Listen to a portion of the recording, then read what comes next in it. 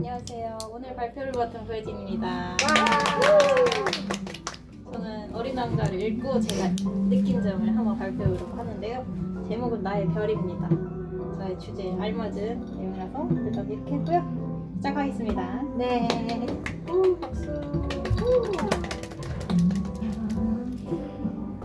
자, 제가 처음에 좀 가볍게 시작할게요. 제가 제일 좋아했던 말 중에 하나가 중요한 건 눈에 보이지 않아 라는 말인데요. 노래가 거슬리니까 끌게요. 네.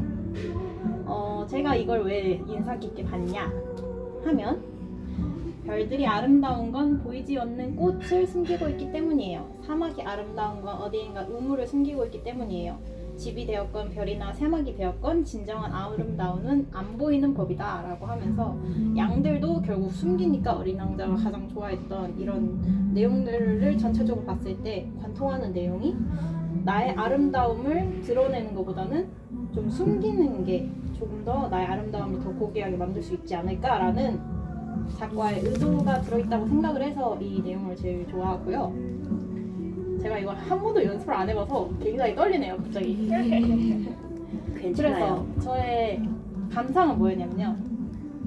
저의 메마른 감상은 내 걸 아름답게 하기 위해서는 보이지 않는 것을 숨겨야 한다. 내 아름다움은 모든 것을 숨겨놔야 겉으로 내놓으면 아름다움은 풍화되는구나.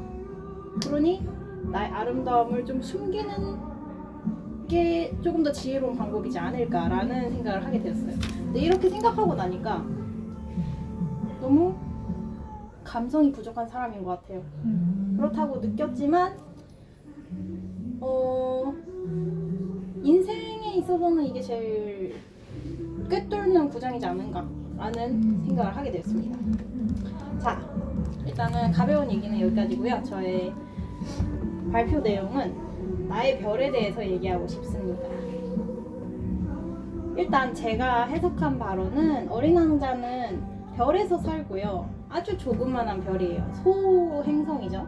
그 소행성에서 어린 왕자 혼자 살면서 화산도 하고 뭐 바오밥 나무도 긁어내고 뭐 장미도 키우고 하면서 어린 왕자는 별에서 살면서 인생을 보내요. 근데 이 별이라는 게 나의 집, 나 자신과도 같다라는 생각을 하게 됐어요. 그래서 나의 나쁜 습관들이 점점 늘어나면 늘어날수록 나를 통제하지 못하고 바오밥 나무가 이렇게 커져서 결국 나를 망치는 행위가 아닌가 라는 생각을 하게 되었는데요. 그래서 나쁜 습관 이퀄 바오밥 나무라고도 어린 왕자가 말을 하죠. 그래서 나를 가꾸는 이런 시간들이 굉장히 중요하고 필수적인 과정이라고 생각하는데요.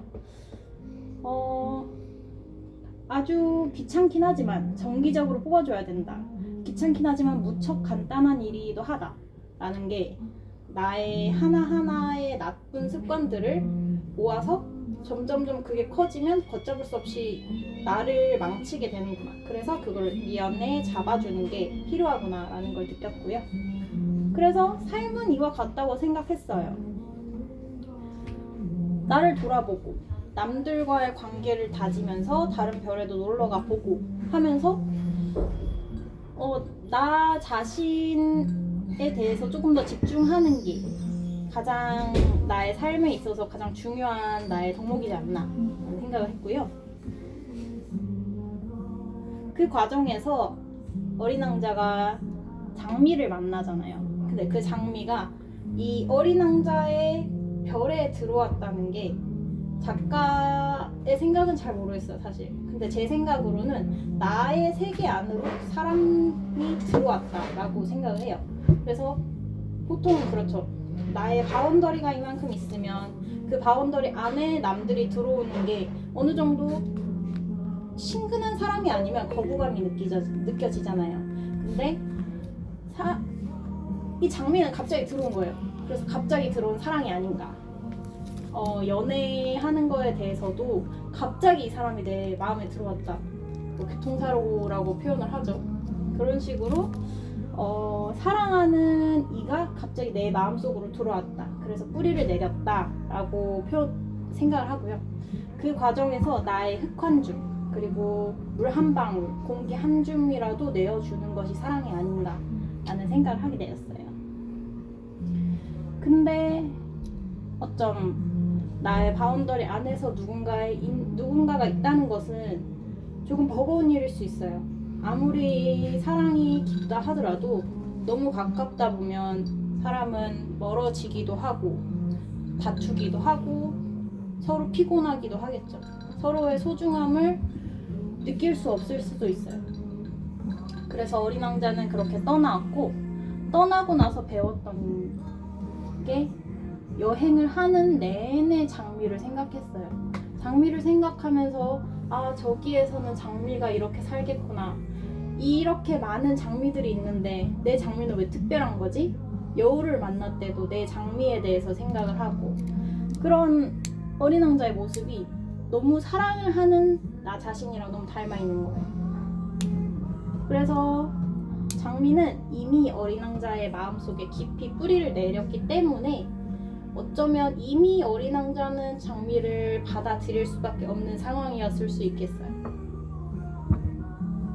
그래서 처음엔 내 맘대로 할 수 있어요. 내 마음의 정원을 가꾸고 내가 뭐 손톱 물어뜯기라던가 나쁜 습관들을 하나 없앨 수 있어요.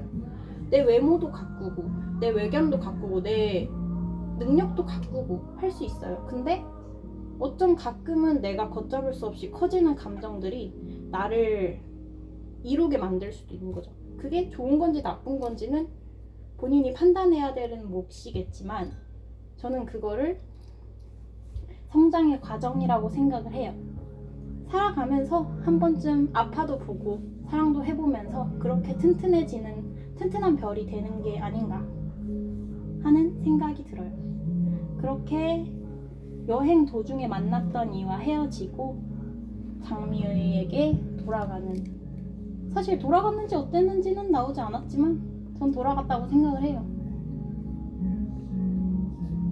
그래서 제가 묻고 싶은 말은 내가 살고 싶은 삶이란 무엇인가? 어린 왕자는 이렇게 사랑하는 삶을 가장 중요하게 생각하고 어디를 가서든 나는 그 장미와의 사랑, 나의 사랑에 대해서 얘기하고 있어요. 근데 내가 살고 싶은 삶은 뭘까? 이렇게 곰곰하게 생각해보는 책이었던 것 같아요. 그래서 보면 어린 왕자가 여러 사람들을 만나잖아. 여러 별에 가서 왕의 별에 가서 왕의 인생을 보면 뭔가 다스리고 막 지배하고 그러고 싶어 하고, 허풍쟁이는 뽐내고 싶어 하고 남들보다 좀 더 뭐라고 해야 될까, 더 많은 권력을 좀 가지고 싶어 한달까, 좀 더 높은 곳으로 가고 싶어 하는 그런 인생을 살고 있고, 술꾼은 부끄러움을 잊기 위해서 후회하는 삶, 이거 못하예요. 후회하는 삶을 계속 살고 있죠. 그렇게 무너질 수도 있는 거고. 근데 등불지기 같은 사람처럼 내 일에 계속 임하면서 계속 열정적으로 내가 해야 되는 일들을 하면서 쳇바퀴처럼 살아가는 삶을 살 것인지, 이런 식으로 생각을 해보면 내 삶을 좀 되돌아보게 된 것 같아요. 그래서 제가 원하던 삶은 뭐였냐면, 원래는 저는 1인분 하는 삶을 살고 싶었어요. 좀 가정에서 제가 1인분을 하지 못하면 그만큼 주변 사람들이 힘든 거예요. 그래서 내가 1인분을 함으로써 남들이 조금 더 부담을 덜고 그런 멋있는 사람이 되고 싶다라는 게 내 인생 목표였는데, 그거를 이뤄내고 나니까 뭘 해야 될지 사실은 잘 모르겠어요. 지금도 어린 왕자처럼 저렇게 사랑하는 삶도 좋고, 근데 너무 순수하고 순진한가 싶기도 하고, 더 멋있는 삶을 살고 싶기도 하고, 이상을 쫓아야 되는 건지 현실을 살아야 되는 건지 아직까지도 저는 고민하고는 있긴 한데, 일단 내 첫 번째 삶은 이거였어요. 그래서 본인들이 살고 싶은 삶은 무엇인지 한번 물어보고 싶어요. 참 곰곰이 생각해보고 마지막 발표 다 끝나고 나면 그때 한번 대답을 들어보도록 하겠습니다. 감사합니다. 오늘 딱 10분. 네, 안녕하세요. 오늘 두 번째로 어린 왕자를 발표할 박지희입니다.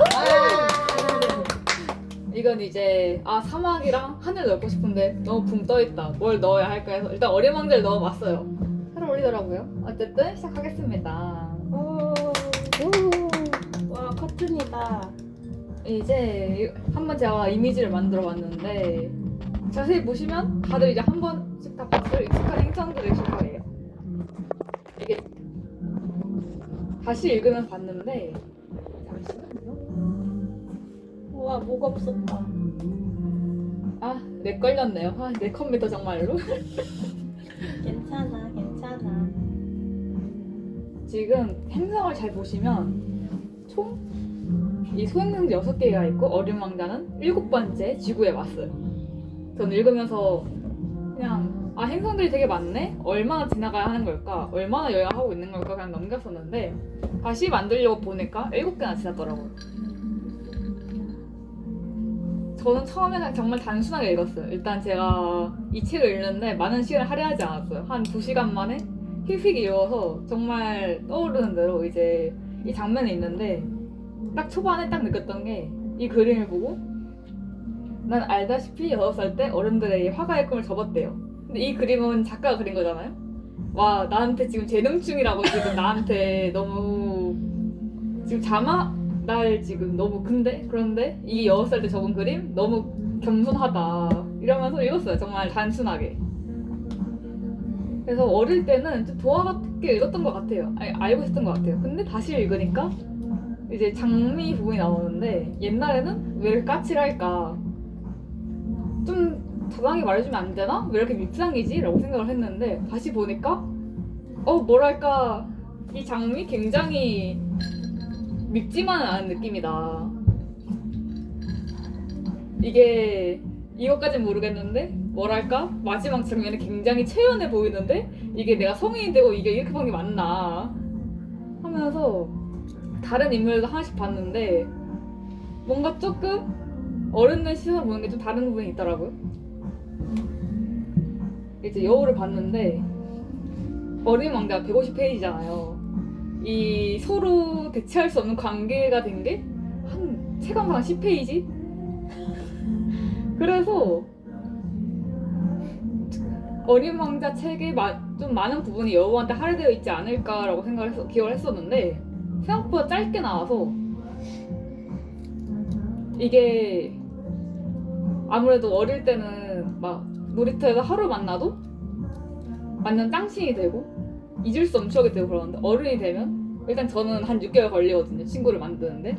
그래서 얘네가 정말 대체될 수 없는 관계를 만들었을까? 물론 만들었으니까 그렇게 얘기했겠지만 도대체 얼마나 많은 깊이의 관계를 맺었던 걸까? 이런 생각이 들더라고요. 마지막으로 우리 작가 파일럿 씨는 그냥 읽으면서 근데 밥은 어떻게 먹고 계시지? 라고 생각을 했는데 글귀에 8일 동안 물만 마셨다고 나오는 거예요. 와 이걸 담당하게 말하는 게 맞을까? 너무 생존 본능이 없으신 것 같다. 이게 라고 생각을 했어요. 정말 이제 동심과 환상이랑 갖다 버린 이제 소감이죠. 그래서 딱 느꼈던 게 난 정말 어른이 돼버린 것 같다. 난 도대체 어릴 때 어린 왕자를 보고 무슨 생각을 했지? 하고 떠올리다가 진짜 뭔 생각을 했을까? 읽진 않았어요. 읽어본 적이 없어요. 어린 왕자는. 그냥 여우랑 장미가 있다. 어린 왕자가 있다. 이 정도만 알고 있었는데 떠올리다 보니까 뭐가 하나 떠오른 거예요. 제 어린 시절 추억의 어린 왕자가. 혹시 이거 아시는 분? 이게 뭐야? 이거 알죠? 진짜 처음 봐. EBS에서 방송해요. 네. 2012년에 EBS에서 방한 어린 왕자 애니메이션입니다. 정확했죠? 오타쿠들 많이 올렸겠다. 이제 다른 인물 모르겠는데 어린 왕자 굉장히 잘 빠졌어요. 몰랐는데 다시 보니까 굉장히 잘 나왔더라고요. 솔직히 인정합니다. 그래서 지미 뉴트론 같다. 근데 다른 인물도 얼굴은 조금 굉장해요. 장미가 정말 장미 얼굴만 달려 있어서 굉장하더라고요. 장미 벤 좀 아름다운데? 핫하다. 야, 뱀 미쳤다. 크리처 모임. 이야. 이제 이네로의 마음을 품게 만든. 어쨌든 그러면은 이 애니메이션 중에서 내가 가장 인상 깊게 봤던 건 뭐였지? 라고 생각을 하다가 커트 중이었는데 이 아저씨를 본 거예요. 뭐죠? 진짜 처음 봐요. 아는 아저씨예요. 그래서 아는 아저씨야? 맞습니다. 저도 이제 아는 아저씨고 이 아저씨가 왜 여기서 나와? 그럼 찍었죠. 이제 근데 이 아저씨가 이 에피소드는 잘 모르겠어. 그냥 에피소드 너무 기억이 안 나는데 어린 왕자가 동료들이랑 어느 한 행사에 도착을 해요. 그냥 아무 일이 없는 줄 알았는데 지평선까지 걸어가다 보니까 갑자기 그게 돌아가고 있고 지평선 그 잘못 휘말리면 바로 추락을 해버리는 거예요. 왜냐면 이 행성은 사각형이라서 지구처럼 수평선을 쭉 걸어가면 다른 지역에 나오는 게 아니라 쭉 걸어가면 그냥 쭉 떨어지는 낭떠러지 나오는 거예요. 그래서 뒤늦게 애들이 발견하고 급하게 도망치는 애니메 장면이 있었는데 이 장면이 어릴 때 저에게 굉장히 큰 영향을 줬어요. 여러분은 과연 이 장면을 봤다면 무슨 생각하실지 좀 궁금한데 지구는 평평하다. 전 반대로 지구는 절대 평평할 수 없겠다는 생각을 했어요. 오. 왜냐면 어린 왕자랑 동료들 정말 열심히 도망치고 있었거든요. 근데 지구가 평평했다면 나는 이렇게 편히 쉴 수 없다. 지구는 동물다. 라고 초등학교 한 2, 3학년 때 생각했던 것 같아요. 정말 까먹고 있었는데 이제 매체의 힘이 대단한 게 보자마자 그런 생각을 했던 것 같아 하고 동시에 빠르게 만들더라고요. 그래서 막상 봤을 때 유아기 매체 시청은 굉장히 큰 영향을 미친다라는 맞아. 생각을 야, 했고요. 결론이 중요하네. 그러고 이제 다 생각을 하고 보니까 가장 아쉬웠던 게 어린 왕자를 그냥 어릴 때 한번 읽어볼 걸. 어른이 돼서 보니까 너무 현실적인 시선으로 보게 되고 어린 왕자의 책의 주인공 어린 왕자라고 생각을 했는데 전 자꾸 파일럿 아저씨의 입장에서 보고 있는 거예요. 이제 이입이 아니라 관찰대로 보고 있던 거예요. 그렇구나. 행성을 지나갔구나. 저 별의 어딘가에 뭐가 있겠구나. 근데 내가 거기 갈 수 있을 것 같진 않았어요. 난 이미 너무 커버렸고 그래서 마지막에 이제 뱀을 통해서 자기 별로 돌아간다고 했는데 아무리 봐도 돌아갈 수 있을 것 같지가 않은 거예요. 왜냐면 어린 왕자는 너무 좀 밝게 긍정적인 모습으로 헤어졌다면 당연히 갔다고 생각을 했겠지만 힘들고 지쳐 보이게 정말 그런 게 있잖아요. 그 끝을 알리는 비언어적인 몸짓? 그런 느낌을 느껴서 어릴 때 봤다면 과연 돌아갔다고 믿었을까? 근데 지금은 못 돌아갔다고 자꾸 느껴진다. 그래서 난 정말 마지막까지 너무 어른이었던 것 같다 라는 생각을 하면서 이 책을 읽었습니다. 감사합니다. 이건 심심해서 네, 안녕하세요. 저는 복실복실 1회차 이제 4번째 순서 맡은 민지연입니다. 박수! 일단 어린 왕자 들어가기 전에 제가 자료를 좀 많이 봤거든요. 네. 어린 왕자의 해석이 정말 다양해요. 네. 어떤 사람은 이제 가정폭력에 대한 얘기다. 그리고 아동폭력에 대한 얘기다. 좀 깊게 들어가면. 그리고 이제 장미가 어린 왕자한테 막 투덜대고 막 너 이거 가져와 막 나 바람 막아줘 이러잖아요. 그래서 가스라이팅이다. 이거 데이트 폭력이다. 막 이렇게까지 가는 사람이 있어요. 근데 저는 그렇게까지 해석 않고 무조건 그냥 제가 느낀 바를 설명을 하겠습니다. 왜냐면 좋은 책이라는 건 내가 처한 상황에 따라 해석하기 나름이니까. 너무 떨리는데? 녹차 이렇게 되고요. 일단 책을 소개하면 이 작가가 이제 앞선 이제 서연이가 말했다시피 미국에서 출판이 됩니다. 이 사람이 프랑스 작가거든요. 근데 1943년에 미국에서 출판이 돼요.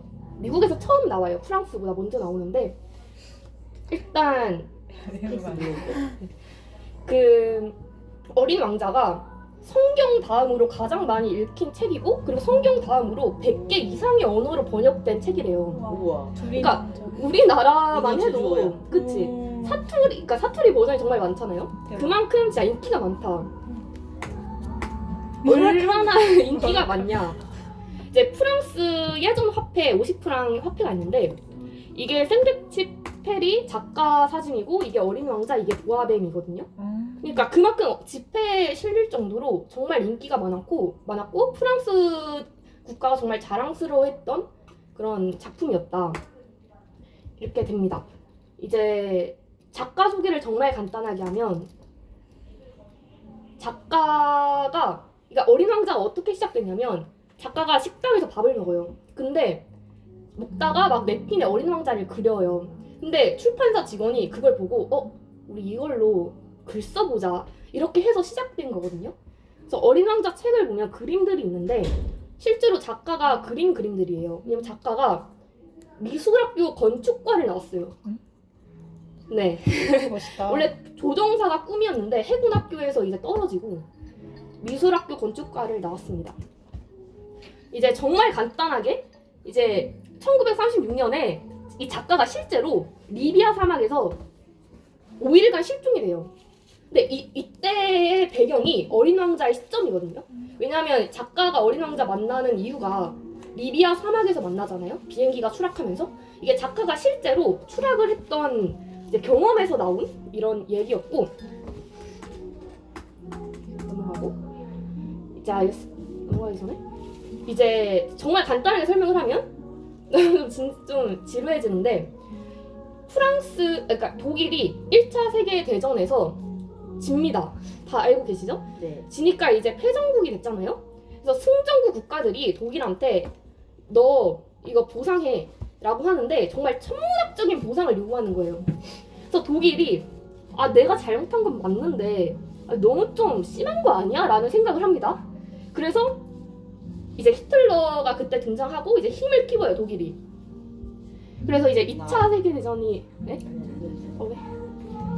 이게 세계지구인데 여기가 한국이고 여기가 프랑스, 독일, 폴란드, 여기가 소련입니다. 이제 독일이 프랑스 뭐 이제 전쟁을 하려고 하는데 다른 국가들 프랑스, 영국 이런 나라들을 건드리기에 너무 쫄리는 거예요. 그래서 일단 옆 국가인 폴란드를 먼저 칩니다. 그래서 이제 프랑스랑 독일이 좀 선 넘네 하면서 독일한테 이제 우리도 이제 싸우겠다라고 합니다. 그래서 이제 독일이 이제 프랑스를 칠 준비를 하는데 여러분도 아시다시피 이제 마지노선이라는 게 있습니다. 프랑스가 1차 세계대전 때 독일한테 호되게 당하니까 이제 독일을 막으려고 마지노선이라는 방어벽을 완전 두껍게 건축을 합니다. 그래서 독일이 고민을 하는 거예요. 이 마지노선을 어떻게 뚫고 가야 되냐. 어떻게 갔을 거라 생각을 합니까? 어린 왕자 책. 비행기를 타고 네. 자, 마지노선 이거잖아요? 그럼 이렇게 가면 되는 거 아닌가라는 생각을 합니다. 아니, 그냥 위로 가면 되는 거 아님? 이라고 해서 이렇게 가서 프랑스를 칩니다. 그래서 프랑스가 함락을 당해요. 와우.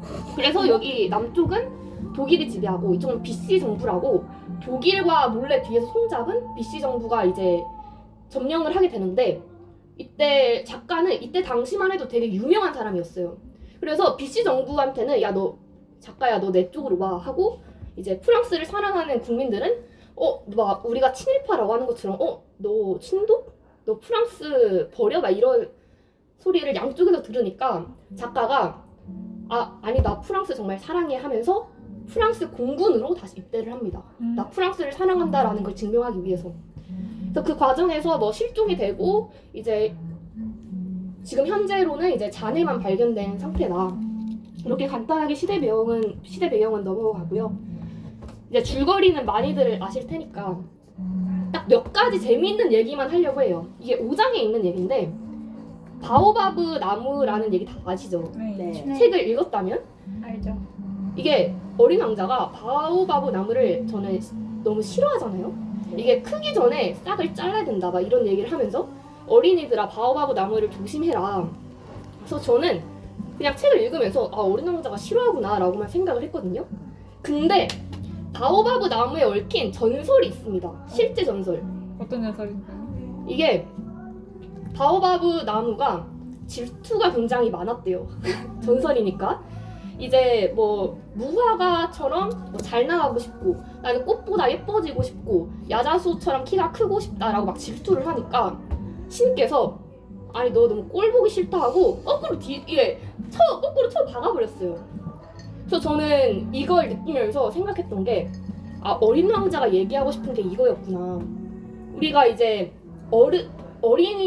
어렸을 때는 뭐 질투 이런 감정을 잘 못 느꼈잖아요. 근데 어른이 되면서 막 인스타 보면서 얘는 왜 이렇게 잘 살지? 막 좋은 대학교 가고 정말 열등감이랑 막 부러운 감정들이 막 올라오는데 꼴 봤네 하는 그래서 거죠. 꼴봤네. 그래서 어린 왕자는 그런 부정적인 마음이 자신을 잡아먹기 하기 전에 미리 쌀 잘라라, 미리 배워버려라, 이런 얘기를 하고 싶었던 거라고 생각을 해요. 이게 어린 왕자가 진짜 내가 해야 되는 일을 미뤄도 좋지만 바오바브 나무를 자르는 것만큼은 미루면 안 된다라는 얘기를 책에서 언급하거든요. 그러니까 그 정도로 어린 왕자는 바오바브 나무를 굉장히 경계를 한다. 그래서 왜 경계를 했는지에 대해서 저는 정말 알 것 같다는 생각을 했습니다. 이제 저는 어린 왕자를 읽으면서 어린 왕자가 회피형 인간에게 해주고 싶은 말이라고 생각이 들었어요. 왜냐? 이건 좀 보여드릴게요. 왜냐면 처음에 어린 왕자가 장미를 정성스럽게 돌보다가 장미가 계속 투덜거리니까 장미를 떠나잖아요. 어떻게 보면 도망을 가잖아요. 저는 이 장미를 보고 이제 이 장미를 내가 하는 일에 한번 비유를 해봤어요. 예를 들어서 HRA라고 하면 처음에는 되게 열정을 가지고 했거든요.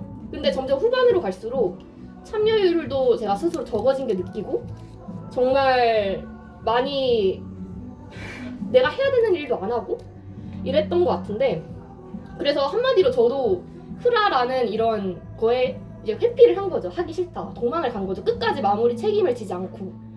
그리고 뭐 다른 경우로는 이제 대학교로 예를 들면 제가 휴학을 했잖아요. 저는 휴학을 아무런 목표 없이 휴학을 했어요. 그러니까 한마디로 또 이것도 도망을 간 거죠. 내가 뭐 목적도 가지지 않고 그냥 힘들다는 이유로 도망을 갔는데, 이게 어린 왕자도 마찬가지로 장미가 너무 투덜거리니까 짜증나서 도망을 갔다고 생각을 하거든요.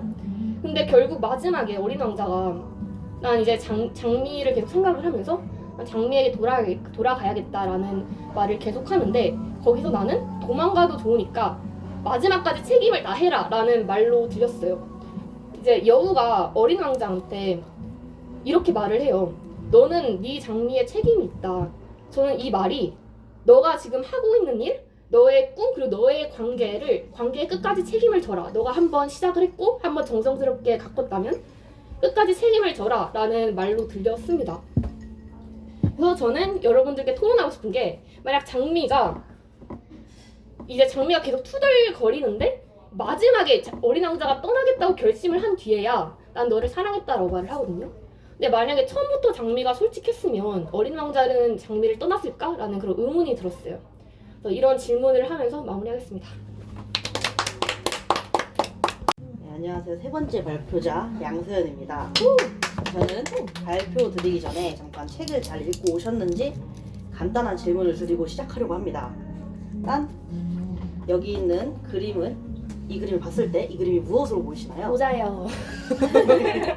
와, 뭐가 들었지? 무슨 모자일까? 좋아요. 그러면 이제 다음 그림을 보았을 때는 이게 무엇으로 보이시나요? 벽돌이요. 뭔가 입마개를 넣어줘야 할 것 같아요. 제가 봤는데 여러분 책을 제대로 안 읽어요. 저 아직 대답 안 했잖아요. 배워보세요. 건물이요. 여러분 책을 정말 안 읽고 온 것 같아요. 예상 답안에서 다 비껴나갔어요. 모자랑 벽돌은 있었어요. 그래? 네, 일단 잘 알겠습니다. 일단 발표가 끝난 무렵에 다시 질문을 드릴 예정이니까 이제 본인의 답변을 잘 기억하고 계시면 돼요. 네, 건물이랑 이제 입마개를 넣어줘야 될 것 같은. 네. 자, 그러면 이제 본격적으로 어린 왕자 발표를 시작하겠습니다. 이제 어린 왕자란 무엇인가? 이제 간단한 사실로 설명하자면 책입니다. 유명한 프랑스의 대표 문학 중 하나죠. 근데 이런 당연한 사실에 대해 발표하는 것은 좀 지루하고 식상할 것 같으니까 저는 조금 다르게 얘기를 해보려고 해요. 만약 우리가 저 이야기 속 세상에 살고 있는 사람들이라면 이제 어린 왕자라는 책을 접했을 때 어떻게 이야기를 할 수 있을까요? 저는 이렇게 생각을 해요. 이제 바로 비행사가 어린 왕자와 함께 좀 불량해 추억한 보이네. 추억을 떠올리면서 적은 이야기, 즉 비행사의 경험담이 담긴 회고록이라고 이야기할 수 있지 않을까요? 책을 읽어보셨다면 알고 있을 거라고 생각하는데 어린 왕자의 주인공은 어린 왕자지만 비행사의 시점으로 시작되어 비행사의 부탁으로 마무리가 되기 때문에 관점에 따라서 이야기의 내용은 어린 왕자가 맞을지언정 주인공은 비행사처럼도 보이지 않나요? 그렇죠. 그래서 우리는 비행사가 어떤 사람인지 알아볼 필요가 있을 것 같습니다. 자, 비행사는 누구인가? 저는 말합니다. 그는 어쩌면 유명한 화가가 됐을지도 모르는 사람, 혹은 나무 상자에서 양을 보지 못하는 어른, 아니면 어린이였을 적을 다시 떠올릴 수 있는 어른일지도 모르죠. 그건 뭐예요? 아무것도 없으면 심심하니까요. 자, 화가가 됐을지도 모르는 어린이는 말합니다. 어른들은 설명해주지 않으면 이해하지 못하고 나의 일들에 대해 관심이 없다고, 자신은 심각한 어른들과 살아가야 했다고 그렇게 말합니다. 그렇게 시간이 흐르고 어른들에게 더 이상 보아뱀 이야기를 하지 않은 채 혼자 살다 어느 날 사막에서 어린 왕자를 만나고 깨달았죠. 나는 어른이 되었구나. 다른 어른들처럼 나이를 먹은 어른. 하지만 어린 왕자와 함께한 시간은 비행사를 바꿔놓았습니다. 정확히는 비행사가 어른이 되며 잊혀진 부분을 다시 떠올리게 한 것에 가깝지만요. 비행사는 어린이로 돌아갈 수는 없어요. 아시다시피 비행사는 숫자를 좋아하는 어른들의 말을 이해함과 동시에 책을 집필할 당시에도 여전히 나무집에서 양을 볼 줄 몰랐으니까요. 하지만 그게 비행사가 삭막하고 꽉 막힌 어른이란 소리일까요? 아닌 것 같아요. 네, 아닙니다. 와, 맞췄다. 와. 상품 없나요, 상품? 비록 이 나무 상자 속의 양을 볼 순 없지만 비행사는 적어도 장미가 먹혔는지 안 먹혔는지 그 사실이 얼마나 중요한 일인지 아는 최초의 어른이 되었습니다. 그럼 이제 현실로 다시 돌아와 보도록 하겠습니다. 작가는 과연 한때 어른이었던 어른들에게 무엇을 말하고 싶었던 걸까요? 작가는 이야기합니다. 모든 어른의 출발은 아이들이었다고. 하지만 우리는 다른 중요한 사실들 때문에 그 사실을 잊어버리기도 합니다. 정작 가장 중요한 자신의 시작을 뒤로 밀어버리면서 말이죠. 저는 발표하는 동안 꾸준히 비행사가 그린 그림을 언급하였습니다. 그 이유는 작가가 하고픈 말의 의미가 가장 잘 표현된 예시가 비행사의 그림이라고 생각했기 때문입니다. 제가 발표 시작 전에 보여드린 그림을 보고 하신 말들을 기억하시나요? 네. 네, 선물이요. 맞아요. 책 속의 어른들은 이제 그 그림을 보고 모자라고 불렀습니다. 그런데 책 밖의 어른인 우리는 그걸 원래는 예상 답안이었다면 코끼리를 먹은 보아뱀이라고 했어요. 모자라고 했을 수도 있고요. 우리는 정답을 알고 있어요. 왜냐면 책을 봤으니까요. 그죠? 그럼요. 근데 어른들은 그림의 이야기를 이해하려고 하지 않습니다. 있는 그대로 배운 대로 합니다.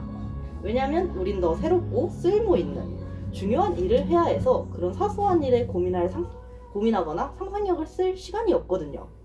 참 효율적이죠? 책 속 어른들은 그런 모양을 모자라 배웠으니 모자라고 하고 우리는 이걸 보아뱀이라고 책을 읽어 알았으니 보아뱀이라고 합니다. 과연 우리는 책 속의 어른과 다른 어른일까요? 여러분께 다시 한번 질문 드리도록 하겠습니다. 자, 이 그림은 뭐라고 불러야 될까요? 이 끝이에요. 오. 감사합니다. 멋있다. 박수.